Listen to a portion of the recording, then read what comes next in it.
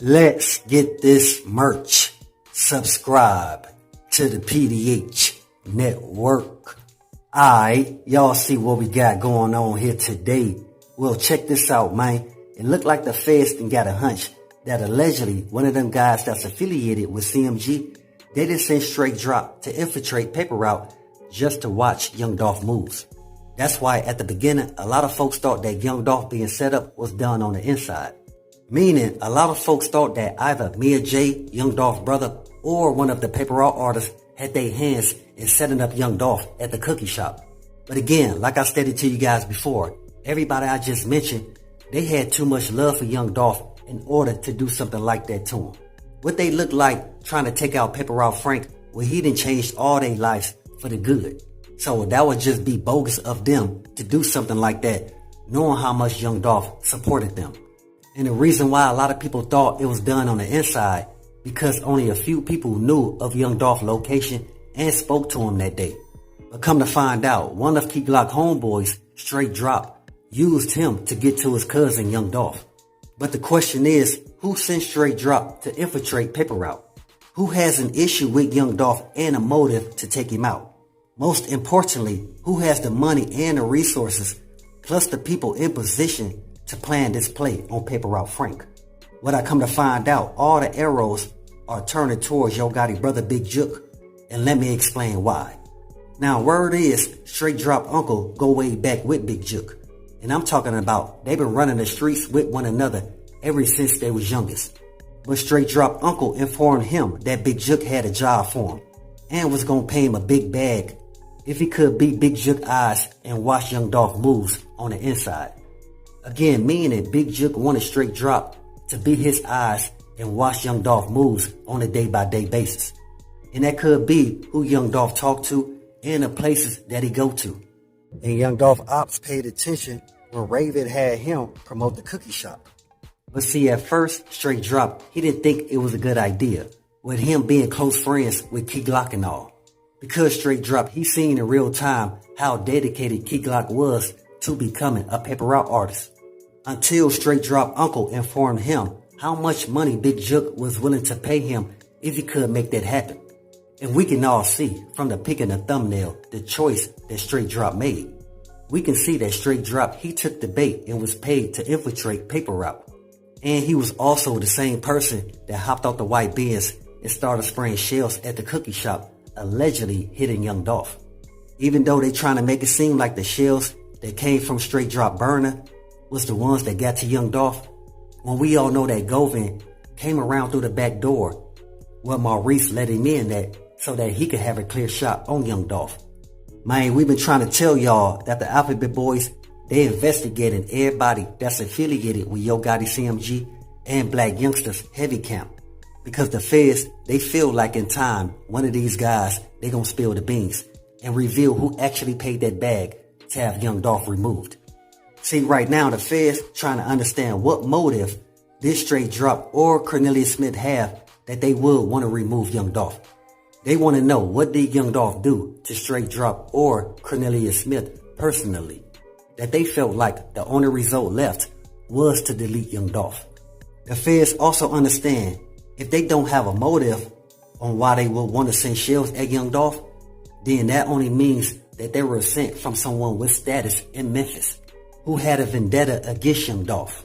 Now, I know the Scorpion unit hid a lot of court evidence, plus the camera footage from Makedas.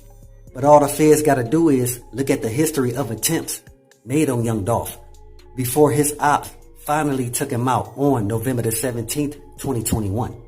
And each time something happened to Young Dolph, a CMG affiliate always broadcasted what they did to him, either on social media or by word of mouth. But I'm telling y'all, them guys over there with CMG, they didn't mind letting all the Young Dolph fans know the issue that they had with Paper Route Frank. And at the same time, they was trying every possible way to try to discredit Young Dolph's name before taking him out. And I'm telling y'all, what really had Dolph Ops pissed was the simple fact that Young Dolph, he was still leveling up even while those guys was antagonizing him. I'm telling y'all, Young Dolph Ops, they was always throwing salt on his name and trying to limit his growth and development in the rap game. But again, it didn't work because Young Dolph, he was a smart and calculated young cat. But before we continue, let's pay our respects to the King of Memphis and say rest in peace to young Dolph, condolences to his family, and much love to all my folks in Dolph land. Again, to all my folks in Dolph land, y'all will soon get justice for young Dolph's untimely demise. I know y'all missing a real one out there. Y'all just gotta be patient. Because trust me, like I stated before, everybody who had their hands in taking out Paper Route Frank, they all going down. They all getting caught up or they getting sent up. So while y'all at it, go ahead and drop those Dolphs in the comments and show your love and support for Paper Route Frank. Now we all know that Dolph was a smooth cat and ready for whatever came his way. So while Dolph Ops was focused on his moves, Paper Route Frank was putting his artists in position to make some real legit money in the rap game by doing the opposite of how Yo Gotti did Zedzilla and Snooty Wild.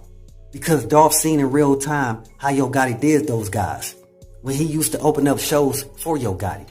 So Dolph wanted to make sure his artists had ownership of their own masters and publishing rights so they could create content and put out music and get paid properly for it.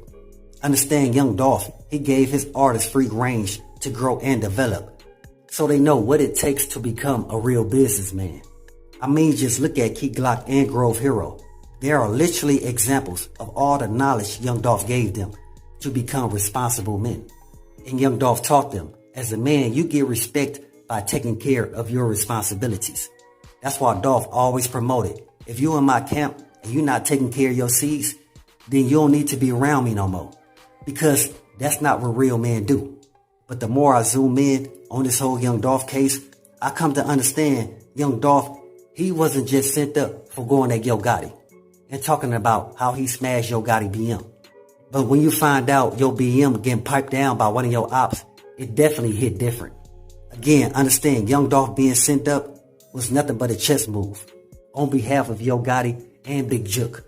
Because young Dolph, he was too much competition for those guys. So they felt like the only thing they could do was take him out. Because young Dolph, he changed the scope on how a lot of folks in Memphis view Yo Gotti as a CEO compared to young Dolph himself.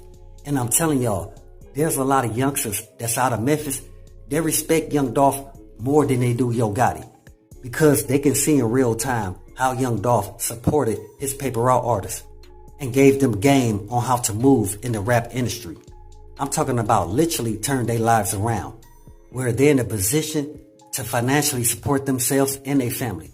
And we all know young Dolph, he aided and assisted so many people out of Memphis to help them get ahead. See, if you ask me my opinion, I believe young Dolph and Yo Gotti, they could have coexisted in Memphis at the same time, dealing with the fact that they have the two biggest labels to come out of Memphis. You feel me? But like I said, due to the competition and them already being at odds with one another, it made it seem impossible for these guys and their affiliates to coexist and be cordial at different events. And that's the reason why the last show that young Dolph and Yo Gotti did with one another in Memphis was in 2013. And that's around the same time that Yo Gotti asked young Dolph to sign the CMG for about 10 mil. And they've been at odds ever since young Dolph declined that deal. But y'all see it whenever an artist out of Memphis don't want to choose sides between PRE and CMG. What did I tell y'all before? They were either signed to Gucci Mane 1017 or Quality Control Music like your boy BEO Lil Kenny just did. And they say BEO Lil Kenny, he signed to QC for $1 million. Yeah, folks, he just came home and got a great deal. That's what you call keeping your eyes on the prize and 10 toes in the game. So I just want to say, it's a lot of undiscovered talent in Memphis at this time. So don't let all the BS get in the way of y'all being great. So with that, always be aware and always stay prepared. But hey, we got more in store. As always, y'all know what it is. Y'all know what it's worth. Let's get this merch. Subscribe to the PDH Network.